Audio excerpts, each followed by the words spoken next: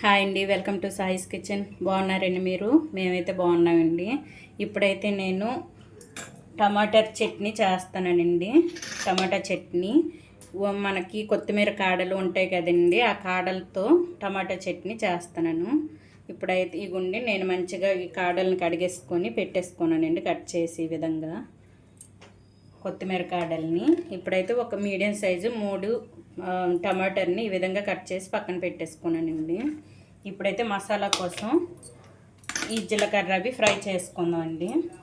1 table spoon వరకు ఈ గుండి stove on చేసుకొని ఒక ప్యాన్ పెట్టేసుకున్నాను.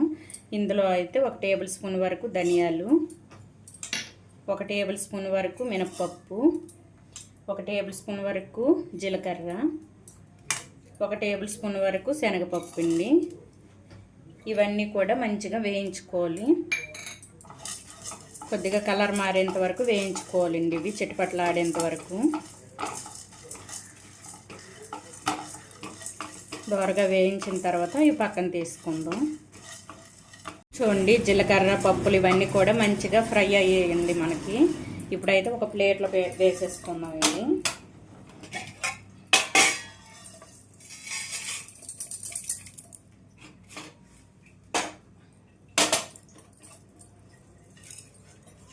ఇప్పుడు ఇదే ప్యాన్ పెట్టేసుకొని ఇందులో 1 టేబుల్ స్పూన్ వరకు ఆయిల్ వేసుకోండి.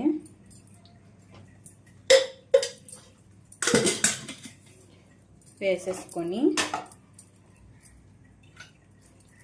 ఇగుండి ఇప్పుడైతే కొత్తిమీర కాడలను అయితే వేసుకుంటానండి.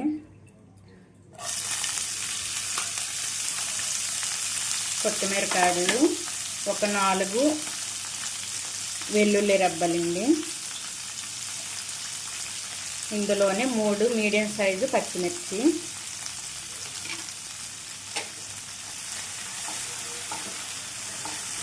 ఇవన్నీ కూడా మంచిగా వేయించుకోవాలి. ఈ కాడలు పచ్చివాసన పోయేంత వరకు వేయించుకోవాలండి. కాడలు, పచ్చిమిర్చి, ఇంకా మనం వెల్లుల్లి రబ్బలు వేసుకున్నాం కదా, ఇవన్నీ కూడా ఫ్లేమ్ మీడియంలో ఉంచేసుకొని వేయించుకోండి. మనకైతే మంచిగా వేగాలండి, పచ్చివాసన లేకుండా.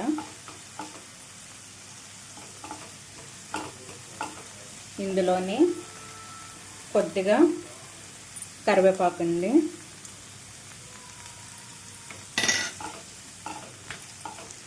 ఈ పచ్చివాసన పోయేంత వరకు వేయించుకొని టమాటా ముక్కలను అయితే వేసుకుందాం అండి. ఇప్పుడైతే మూత పెట్టేసుకుందాం.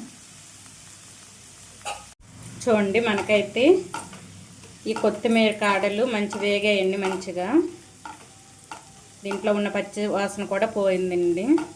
ఇప్పుడు ఇందులో అయితే ఈ టమాటాని 3 టమాటాలు తీసుకున్నాను కదా, ఇవి కూడా వేసుకుందాం. ముక్కలు వేసుకొని మంచిగా కలిపేసుకొని కొద్దిగా సాల్ట్ వేసుకుందాం అండి. ఇవి మగ్గడం కోసం కొద్దిగా సాల్ట్ వేసుకుంది. సాల్ట్ వేసుకొని మొత్తం ఒకసారి కలిపేసుకొని మూత పెట్టుకోవాలండి. పూర్తిగా ఈ టమాటాలు మనకి మెత్తగా అయిపోవాలి. మెత్తగా అయినంత వరకు మనం మూత పెట్టి ఇదైతే ఉడికించుకోవాలండి. మొత్తం ఇందులో మగ్గించేయాలి. మొత్తం ఇందులో ఇప్పుడైతే మూత పెట్టేసుకొని మగ్గించుకుందామండి. ఫ్లేమ్ మీడియంలోనే ఉంచేసుకోండి. చూద్దామండి మనకి టమాటా మగ్గిందో లేదో. చూడండి, టమాటా అయితే మనకి మంచిగా మగ్గిపోయిందండి. ఇప్పుడు ఇందులో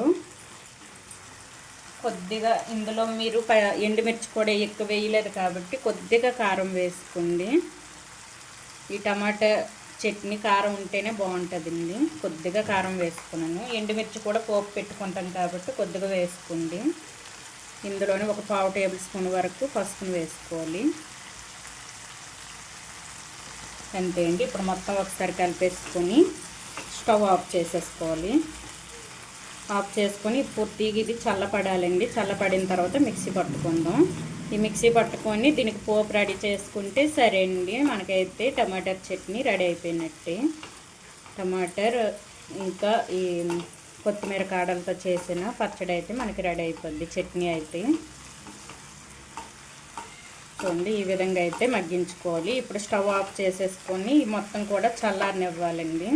పూర్తిగా ఇది చల్లారిన తర్వాత మనం ముందుగా ఫ్రై చేసి పెట్టుకుని పప్పులని ఇది కలిపి మిక్సీ పట్టుకుందాం. ఇప్పుడైతే ఇదే విధంగా ఉంచేసుకుందాం అండి. ఉంచేసుకొని చల్లారనిద్దాం. చూడండి మనకి టమాటాలు, కొత్తిమీర కాడలు, పచ్చిమిర్చి అన్నీ కూడా మంచిగా చల్లపడ్డాయండి. ఇప్పుడు ఇది పక్కన పెట్టేసుకొని ఒక మిక్సీ జార్ తీసుకున్నాను. ముందుగా ఇవి ఫ్రై చేసుకున్నాం కదా, ఇవైతే ముందుగా మిక్సీ పట్టుకోవాలండి. ఇవి కొద్దిగా బరకగా మిక్స్ అయిన తర్వాత మనం పేస్ట్ని అయితే అవి అయితే వేసుకుందామండి, టమాటా పేస్ట్ని. ఇప్పుడు ఇదైతే మిక్సీ పట్టుకుందాం. వాటర్ వేయకుండా మిక్సీ పట్టుకోవాలండి బరకగా. చూడండి ఈ విధంగా అయితే మిక్సీ పట్టుకోవాలి. ఇప్పుడైతే టమాటాని కూడా వేసుకుందాం. ఇది కూడా ఇందులో వేసుకున్నామండి.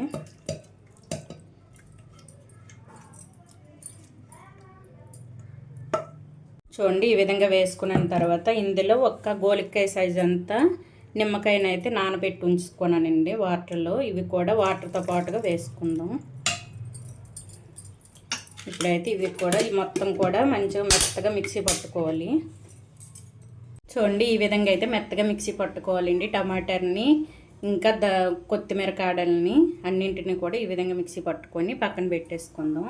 ఇప్పుడైతే దీనికి చిన్న పోపుని పెట్టుకుందండి. దీనికోసం అయితే ఒక 1/2 టేబుల్ స్పూన్ వరకు ఆయిల్ వేసుకోండి.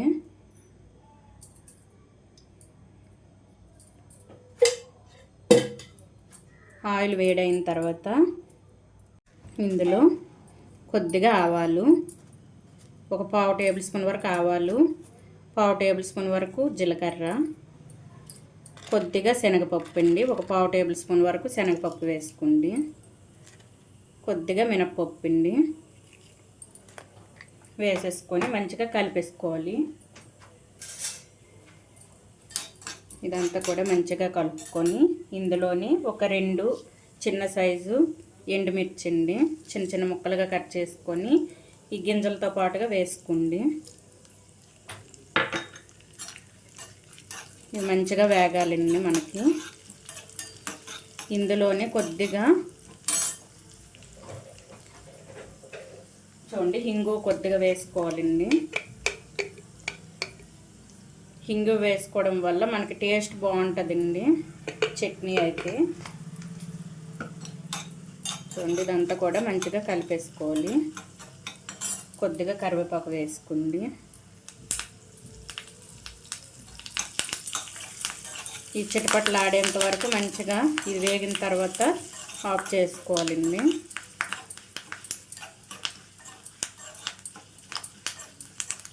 మనకైతే పోపు రెడీ అయిపోయిందండి. ఇప్పుడైతే మనం మిక్సీ పట్టు పెట్టుకున్న ఈ టమాటా పేస్ట్లో వేసుకుందాం. ఈ పోపునైతే స్టవ్ ఆఫ్ చేసుకొని పోపునైతే ఇందులో వేసుకుందాం అండి. చూడండి ఈ విధంగా పైన వేసుకోండి.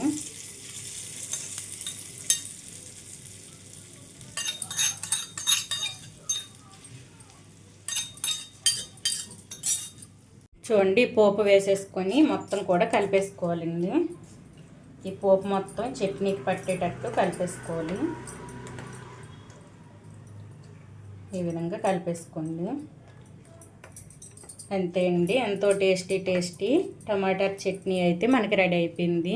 ఇదైతే దోశలకైనా ఇడ్లీకైనా అన్నంతో అయినా వేడివేడి అన్నంతో అయినా సూపర్గా ఉంటుందండి టేస్ట్ అయితే. మీరు కూడా ఈ విధంగా ట్రై చేయండి. టేస్ట్ అయితే మంచిగా వచ్చిందండి. వేడివేడి అన్నంలో కలిపేసుకొని తిన్నా బాగానే ఉంటుంది.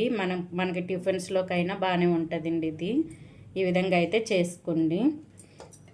ఈ టమాటాలు కొత్తిమీర కాడలతో చేసిన చట్నీ కనుక మీకు నచ్చినట్లయితే అండి లైక్ చేయండి, షేర్ చేయండి, నా ఛానల్ను సబ్స్క్రైబ్ చేసుకోండి. ఇంతవరకు ఈ వీడియోని చూసినందుకు చాలా థ్యాంక్స్ అండి అంతమందికి కూడా. ఓకే బాయ్ అండి.